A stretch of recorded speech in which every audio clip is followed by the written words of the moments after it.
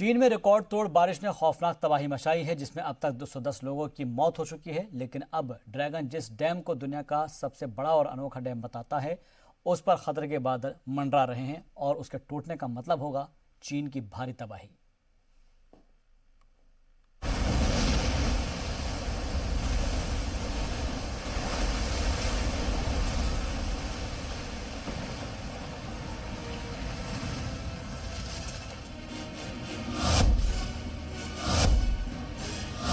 चीन अब तक के सबसे तबाहकुन सैलाब से जूझ रहा है। कोरोना की मार से परेशान होने के बाद अब सैलाब ने लाखों लोगों की जिंदगी बर्बाद कर दी है। गांव के गांव तबाह हो गए, घर, खेत, बाजार सब पानी में डूबे नजर आ रहे हैं। दरअसल इस साल जून महीने से ही चीन में बरसात हो रही है, जो अभी भी जारी है।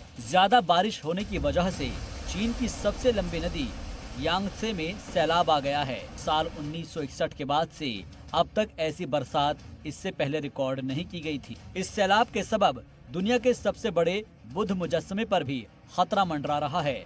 लेसान सिटी में बने 300 फीट ऊंचे इस मुजस्समे से सैलाब का पानी छू गया है। यांगत्से नदी किनारे बना पत्थर का ये बुद्ध मुजस्समा तकरीबन 1300 साल पुराना है, लेकिन इसके चारों तरफ नदियों ने घेरा बना लिया है। हजारों ट्रूप्स को रेस्क्यू के लिए डिप्लॉय किया गया है। बचाव के काम में लगे लोग लगातार रेस्क्यू कर रहे हैं, मगर खतरनाक बारिश और सैलाब के हालात कम होते नजर नहीं आ रहे।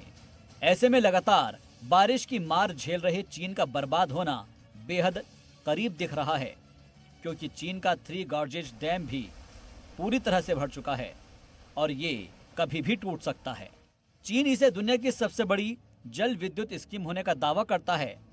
इसकी तकनीक को लेकर भी उसके बड़े बड़े दावे हैं, मगर कुदरत अब इसका इम्तिहान ले रही है और ये बड़ा डैम अपनी तामीर के बाद से अब तक का सबसे बड़ा चैलेंज झेल रहा है।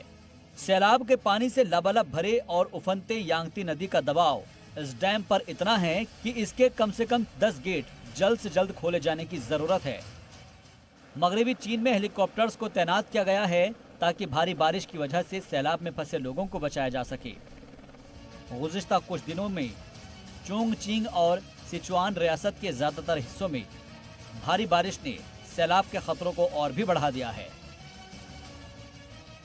ब्यूरो रिपोर्ट, जी मीडिया।